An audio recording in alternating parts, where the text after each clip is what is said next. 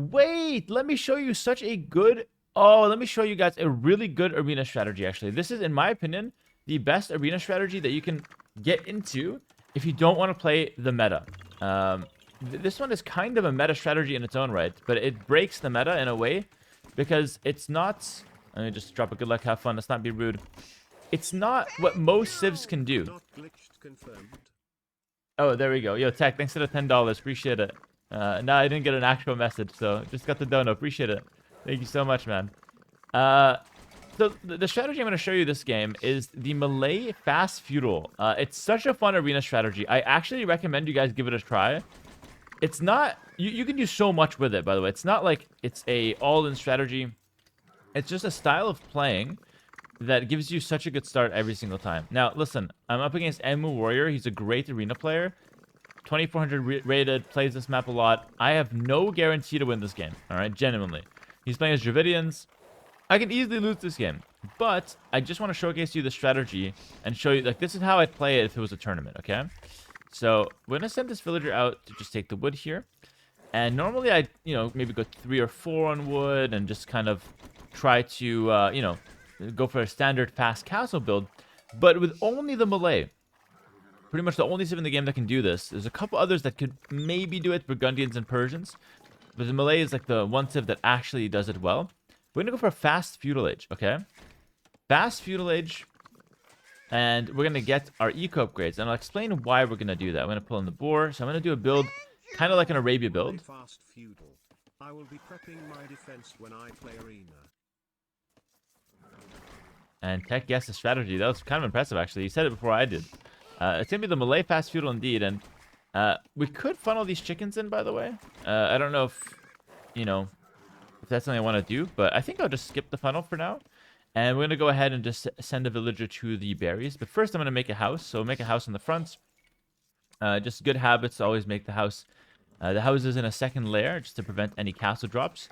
Which I think, especially if you're like a low-level arena player or like a mid-elo arena player, castle drops are so prevalent. In pro play, they're scary, but a little less scary because we don't panic as much into them. But in low-level play, mid-elo play, beginner play, it's basically the best strategy in the game to just go forward castle and arena. But making your houses here and market blacksmith here, second layer of wall, that helps you defend against that. So I'm going to go for a fast feudal, as I mentioned. I'm going to make the mill on this side, so I can actually take the chickens pretty close to the mill without having to make a second mill. And the plan is I'm going to get some eco upgrades in feudal age, but it's not just that. With the Malay, we up to the next age way faster. It's something like, I think, 80% faster. And that makes us get there faster, but it also kind of gives us more villagers in a way, because I'm not taking up to feudal age as long as my opponents. I get to make more villagers than my opponent. So by going up to the next age, I'm basically up 2 villagers compared to my opponents. However, if I try to fast castle, all right, go straight to the castle age, I'll get there really fast. I'll have more villagers than my opponent. 2 when I get the feudal age, and then 3 when I get the castle age. So 5 total, just timing-wise. But I had to pay for all of those villagers. And so by the time I get the castle age, I don't have resources to drop town centers. It's actually very bad. Like, I end up having just a really fast time and nothing to do that. I can't even drop TCs. So the way to do it is you just go for a fast feudal age. We're going to go for 19 villagers and hopefully with no loom. If not, you do 20 villagers, no problem. Same concept. And we're going to get double bidax and horse collar to set up our farms, get a good economy going. I'm going to make 20 villagers, by the way. Get a good economy going, and then go up to castle age a little later. So we can have a little later castle age, but many, many, many more resources. All right, it's a much better economy when we get there because we've spent a little bit of time in feudal age. This also lets us delay our strategy. Okay, so I get to see what he's doing and then react to it with more economy and more resources in the bank. I don't know if I've explained this correctly, honestly. I really don't know if I've explained it correctly, if I've made myself clear as to why this strategy is so good. But you'll kind of see what I'm doing here, and you'll make your own, you'll make your own conclusion to it. This is, in my opinion, the best way to play Malay and one of the best strategies in the game on Arena right now. So I'll scout for the relics right now. Another cool thing about this is because I'm going for the feudal age so fast, if I find his scout at any point, I kill it. Because I start moving faster than him, which is a nice little bonus. I'll start taking some chickens here. And again, I'm going up really fast with the Malay. Let's look for a scout here. All right, I'll get both eco upgrades. So I'll spend a little bit of time in feudal age. I'm gonna set up some farms, take the chickens, take the berries. Usual start, get some extra villagers. So at this point, I would be 2 villagers ahead of my opponent, but only once he hits the feudal age, okay? Then I'd be up 2 villagers compared to him. I'm going to set my economy, and then we're going to go up to castle age. And in this time, I'm going to get way better farming because I have a horse collar tech. I'm getting food. I'm getting wood in faster because I've got the double bit axe tech. And then I'm also getting a bunch of extra villagers in feudal age before going castle age, which is going to let me get a lot of extra resources. Stop rooming near my base. Well, I'm just scouting. Okay. He's doing some secret stuff. He doesn't want me to know. I don't think he's doing anything too secret. I mean, he has Dravidians. He's got some options. He can do long swords and siege tower with the cheaper infantry upgrades. I just don't know if he's going to go for that. So let's set up some farms here. And then eventually we're going to go ahead and play towards our gold mine. Oh my goodness. Moofans Spoov guy says, your guides are awesome. They've helped me out tons. Thanks for the $2 tip, man, on YouTube. Really appreciate that. Thank you and welcome. I'm glad my guides are helping you out. All right, so we do... Oh, that's an ugly farm. Actually, all of these farms are ugly, really. They're not perfect farms, and my viewers get mad when I make non-perfect farms. All right, so I think I'll do this farm, and that's it. I'll do one more to the berries. And then from here, I'll start going onto the gold. So again, what we're doing here is I'm just gathering so many extra resources, getting a few extra villas on the field. So when I get to castle age, my opponent's still not in feudal age yet. When I get to castle age, I'm going to have more villas than my opponent and more resources collected. My opponent's smart, by the way. He kept the scout inside his walls because he knows about the strategy. Again, he's a high-level player, very experienced on Arena. He didn't want to lose the scout to my scout, so well done there. I'll start moving to gold, and then I also want to save up some resources so that I can pick up my market and my blacksmith in good time. I can also go for something like a stable and a barracks as well. So a barracks stable, you know, I can go towards a light cav approach. I've got a lot of options here. I'm going to go towards a market and a blacksmith. I think that's going to be the best idea here. But stable, definitely on the cards. Certainly on the cards. Alright, so 1, 2, 3, 4, 5. I've seen all 5 relics now, so now I get to just wait. I can scout his walls again, although I don't think I'm going to see too much more. And now we just go for the blacksmith. I'll just make it at the back, even though it's not the good habit that I just talked about earlier. I'm being made a hypocrite out of giving some advice and then not following it myself. Those guys will finish taking that. And now one more villager, and I'll be up to the next stage. So I should hit castle age at a similar time compared to my opponent, which is crazy because I'm going to have a lot more resources than him. So the fact that we're going to hit at the same time is insane. He's going to hit a little faster, if I had to guess. He'll be just a little faster. But I've got way better farming, way more villas on, you know, way more villas gathering wood. Or at least I've gathered wood with double bit axe for longer, which is more efficient. I just have a really good start. I'm thinking about blacksmith. Barracks then stable. Because I'm thinking about light cav, but I'm not sure if I'll need. Looks like he's going for that. No, let's go for it myself, actually. Let's go for it myself. I don't want to let him get the relics for free. So what I'm going to do is I'm going to go for the light cav. Alright. I need a little bit of wood, though. I want to also make some town centers. Alright, he's chasing me quite a bit here. I'll make my stable. I'm going to buy a little bit of wood. I've got a lot on gold here as well. He gets the castle. And again, it's literally the same time. That's crazy. I've got way more economy than him now. I'll consider Bosaw right away for sure. And now probably a town center with those guys. And then these guys can just go back and maybe make some farms. I can stay on one town center for a little bit. He gets some extra wood because he's playing as a Dravidian. So it's not like he doesn't get any bonuses here either. Start making some light cav. I'm a bit further behind compared to him. It is something worth noting, but we'll try our best to make a win happen. Okay, he just got light cav upgrade. I need to get a second town center. There we go. Put a few extra on gold. I'm going to use that gold to buy resources that I need. Right. I could go for a spearman as well. That is a possibility. I could go for husbandry. I'll make a couple spearmen as well. Let's buy our monastery now.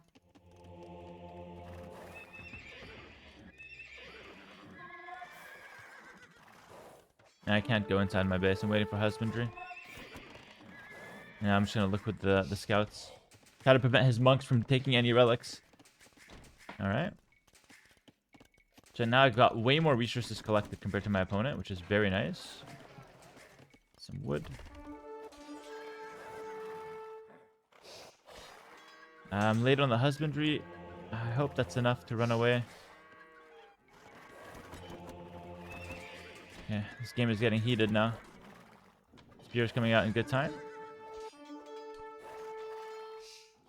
Oh, I almost killed something, and I lost the other scouts. I lost 2 units for free there. That's not very good.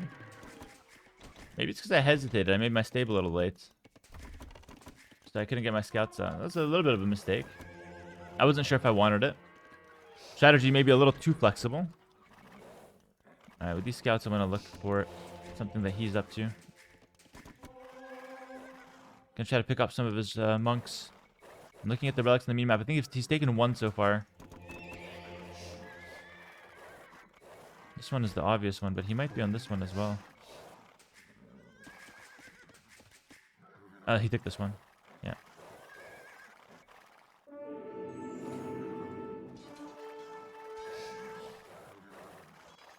I have a second scout coming.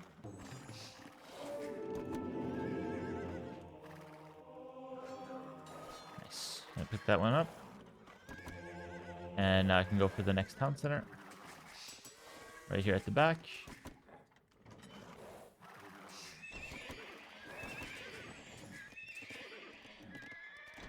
I don't know if I'm picking up relics here, but at least I'm denying him the relics a little bit. Not sure if that's enough. Taken 2 relics so far. Try to take one myself. This one I can't deny. Now let's try to make a play for these 2, I guess.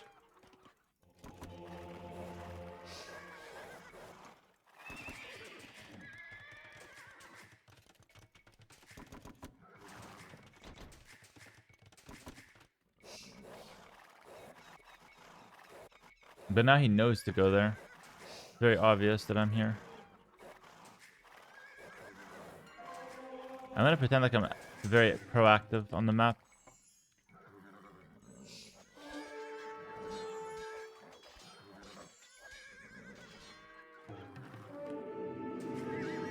Just got him.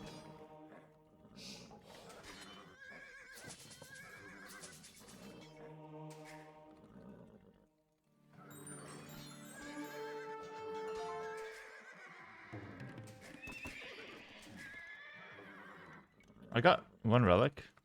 This guy's to hide. I got 1 relic and 1 is in my hands and he's hiding. Honestly, it's not too bad. I have a 3 TC boom as well. The hand cards. There we go. Not too bad. I got 2 relics. I think I have more villages than him as well at this point. Not 100% sure. Oh, he found me. Wow. I don't know why he checked there. I thought I was out. I guess he was tracking the relic on the minimap. Good play from him. Got lost some light cav here.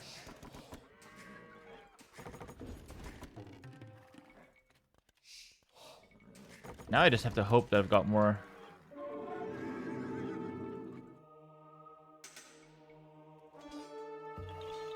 Nice. Nice, pick that up. Yo, Chester, 20 gifted subs. That's crazy, yo. Chester, what's going on, bro? Thank you so much. W's in the chat for Chester. This guy is crazy. Big support here. Sniped the monk, which is quite good. I can just heal. I've got 1 relic. It's not enough for me. I want a second. I want a second relic. I can get forging. I think that's pretty good. As far as my army composition, I probably want just a fast tip into skirmishers, actually. So now that I'm thinking about it, forging would not be good for that. I'm gonna go, yeah, just faster imp into skirmishers directly. So I'm looking for my next building. Skirmishers shut down most things that Dravidians can do, but I need to go for the fast imp because I want to get momentum on the map. That's the most important thing here. Fighting for this last relic is important though, because 4-1 is bad, but you know, 3-2 for him is fine. That's the way I see it anyway. I'll look for the for this relic. He's got 6 light cap, always full HP. He's doing a great job with that. Again, he's a very experienced arena player. He doesn't make many mistakes. I think I've actually made more mistakes than he did this game. It's due to my lack of experience. I just don't play it as much on the ranked ladder. Okay. And now we're up to the next stage. So, beautiful. All right, 25 minutes. I've clicked in with Malay. It's really fast. And now I want to start getting some last-minute eco upgrades before I start setting up my army. So I want that one. But I also want the golden stone one, if possible. One villager making houses at the back. That's a good habit. That's a perfect habit. We've got 7 light caps, so in theory I can actually fight into him. He knows that, though. And I can probably make a play for this. I'll make a play with just 1 monk, though. No reason to send both monks into it. Right. Start getting some upgrades. I'm going to go straight for skirmishers. Light cav will not be the long-term plan. So I don't even need to go archers at all here. Dravidians have terrible cavalry. So unless he's planning to go like elephants, which I highly doubt, then if he does, I'll just go halb.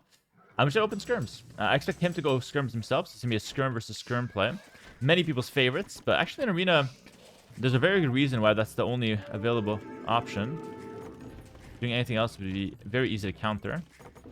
It's a nice defensive castle. I really wonder who's winning this game so far. Here he goes. He's going to see that I take the relic, so I actually can't take it. I have to just sit here. If I take it, he knows on the map that I've taken it. Alright, and I'm going to go for a forward castle now with these villagers. It looks like he checked anyway.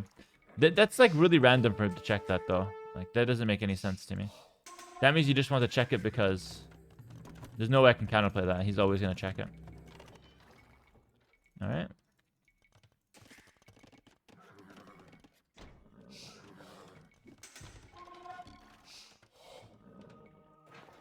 Middle of the map castle.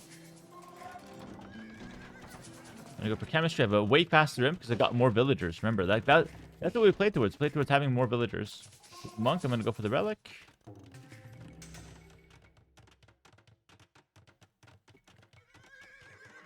Got my skirms.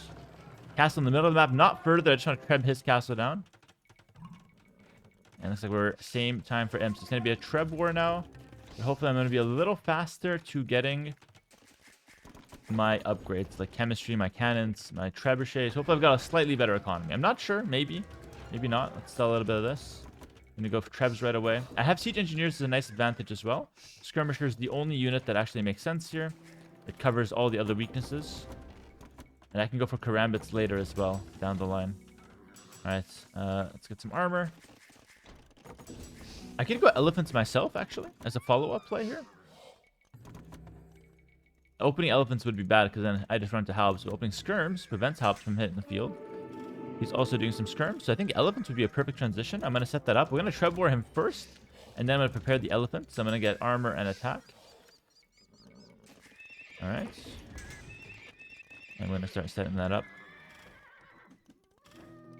No ballistics. Can't really afford it, though. I don't want to show him the light cab once I start getting upgrades. That's going to be very obvious what I'm doing.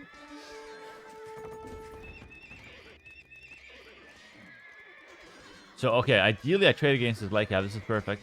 So now he wouldn't think twice about me having a light cab or upgrades on my light cab. Trebuchets, cannons. I'm not going to invest too much into this. My main play here is the elephants. But taking the map control and then going elephants when he doesn't know that I'm going elephants is kind of a broken thing to do. So let's try to play towards that. Here he comes with his skirmishers. His skirmishers are stronger. My cannons potentially have an extra range, though. I'm going to start massing my elephants already. I'll keep massing skirmishers. I don't want him to pick up on the scent that I'm doing something weird. I need a lot more wood, by the way. Something I'm missing.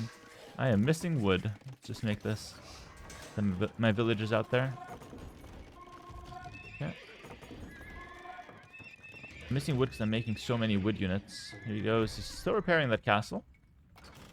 Yeah, and this is not my main strategy, so I'm not invested too much. Get the elephant upgrade.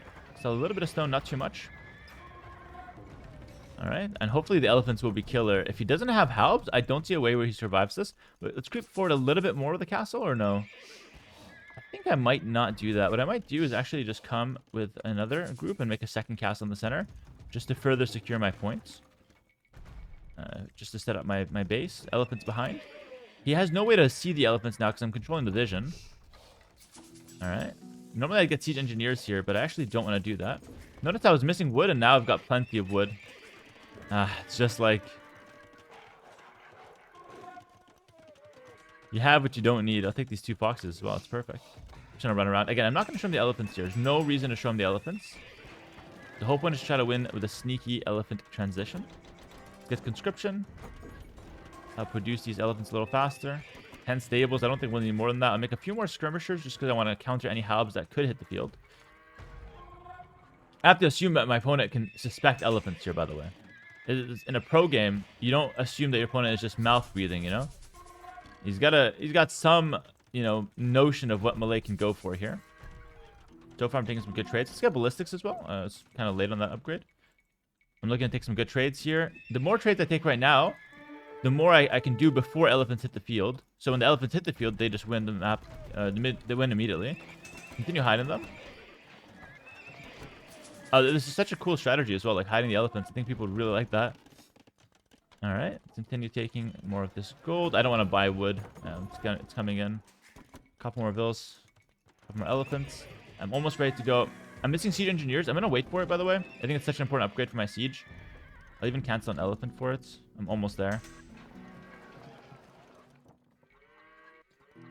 I'll buy a couple hundred. Come on. I'm going to continue taking these trades because I really don't want him to think what I'm going for. I don't want him to think about anything that's not on the field. Don't worry about anything. All right, once siege engineers hits, we're going to go for the pressure. I've got quite a lot of units. My light cav, I can't show him, by the way, that I have light cav. I'm going to keep them that I snipe the monks. All right, looks like... I think he's got some kind of setup behind this. Either elephant archers or halberdiers, for sure. Because he's just sitting back doing nothing. Like, he has no way to win if he doesn't have anything planned. So I'm expecting one of those 2 units to come through. And I, at this point, don't care what he's going to go for. So I'm going to send in the elephants. It's open there. I opened it very secretly. Just opened it and walked away. So he didn't think about anything. I'm going to fight him on this side. So he doesn't see the elephants until way too late. There we go. He's not looking at the elephants. Now he sees them. He goes back. Let's see what he has to defend.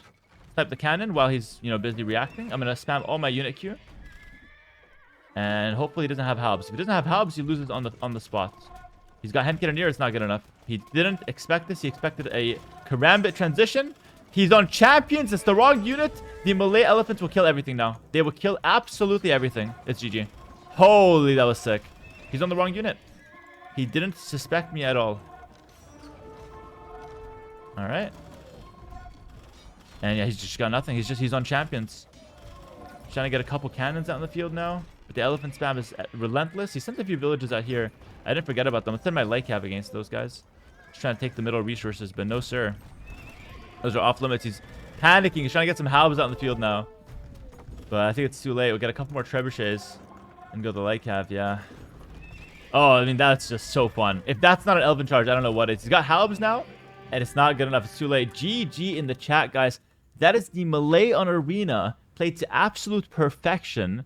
And I honestly don't know if there's a better strategy with Malay. Now, when I say perfection, I don't mean that I played perfectly. I made all kinds of mistakes. I lost a couple units early. I was late to my stable. I let him get a couple extra relics. I could have done a little bit better of a job there. But from a strategic perspective, this is like theoretically perfect. Just getting up to the next stage, having more villagers is such a good strategy with the Malay. I absolutely love this one. I think this might be interesting though for you guys. Let me show you guys what I was talking about earlier. I'm gonna quickly, I never do this in any video, but I want to showcase what actually happened to some of the people that might be a bit more casual in terms of viewers. Completely fine, of course. Not everyone plays this game for a living. So, and I want to double check the numbers myself to see how much further ahead in terms of resources I was. So I'm going to watch the replay very quickly. I'm going to speed through that one in Capture Age. I just want to showcase how far ahead I pulled with the Malay. There we go. Just to recap what happened, I went for the fast feudal with the Malay. Apologize for the ugly terrain, by the way. Yeah, it looks very, very bright, but shouldn't be too much of a problem. What you want to look at here is the rest collected. So in the early game, that's not going to be anything different, the rest collected. But because I went for a fast feudal, he's going to have more resources collected initially, okay? But what we want to compare is the resources collected upon hitting Castle Age. That's an important number, okay? If I have more resources collected upon hitting Castle Age, then it's a fantastic build, because at that moment I'm also up 5 villagers, and you'll see exactly how that plays out. So I've got less villagers now because he's upgrading to the feudal age now. I already did this loading, so I'm going to catch up in vill count right now. We had some commentary and whatnot. I'm catching up in vill count. I'm going to have 2 extra vills by the time he hits feudal age. We talked about this in the commentary. So I have 27 vills to 25 vills. Now, resources collected about even. This is completely normal. Okay? He's going to go for the Castle Age. Now he's going to upgrade to Castle Age. In this moment, I'm still making villagers. Now I'm pulling way further ahead in villagers. And I should be pulling ahead in resources collected now. So that's what we're looking at. But the turning point, or the break-even point, should be when we both hit Castle Age. That's what I'm really looking at. Alright. So when we both hit Castle Age, I'm now up 5 villagers, as you can see. I'm just about to hit Castle Age myself. I had a little bit of idle TC time or something like that. So I got housed or something like that. But my opponent is 5 vills behind. He is 200 resources behind, which is not that big of a deal. Let's see how it plays out from here. What is he able to afford? He goes for Light Cav. He goes for the Monastery. No additional town centers right away. So my 5 villager lead will just continue hammering away, getting me more economy, more resources collected for a while compared to my opponent. And so this is where I start really pulling ahead. And that's why it's such a good strategy. So now I go for town center right away, and now I'm up 600 resources because I've always maintained that 5 vill lead. You know what I mean? And that's where the Malay strategy is. We're doing the same thing, but now I'm maintaining a 5 villager lead, which is now 700 resources ahead of him, for example. All right. And, I did make some mistakes. I had less light cap because I was late to my stable. A couple things could have went better, but now, look at that. I'm up 1,000 resources. And that at some point, that's just going to be me clicking up to Imperial Age. I'm up 1,000 resources. At some point, I'm going to have Imperial Age advantage over him. And it's going to let me get the middle of the map. So again, I'm up still 1,000 resources here as we're reviewing the game. Vill count is now stabilized, but it's stabilized because we're both on 3 TCs, and I picked up Handcart. He still doesn't have Wheelbarrow. I'm still actually a few vills ahead once he gets those upgrades, okay? And now I have Imperial Age. Look at that. This Imperial Age was sponsored by the Malay. I'm up 1,000 and some resources more than him. I've got 1,000 extra resources compared to him, and I'm just using that to click Imperial Age when he still hasn't. He just clicked it, actually. Excuse me. He just clicked it. Mine will come in faster, though, because I'm Malay. And I've got 1,000 extra resources that I can spend on something else, for example, like more economy upgrades or whatnot. So really cool strategy of the Malay. Very nice breakdown afterwards. Hopefully you guys enjoyed it. Let me know what you guys think about the strategy on YouTube, and hopefully you enjoyed that elephant transition as well, which we can watch again. I don't know if you guys want to see it again, but probably not worth fast forwarding the rest of this replay. So I'll leave it at that. If you want to see it again, you just rewind the video and watch it again. But thanks for watching, and let me know if you guys like this style of content with the review at the end in the comments below. I can do more of it if you guys like it. Take care and peace.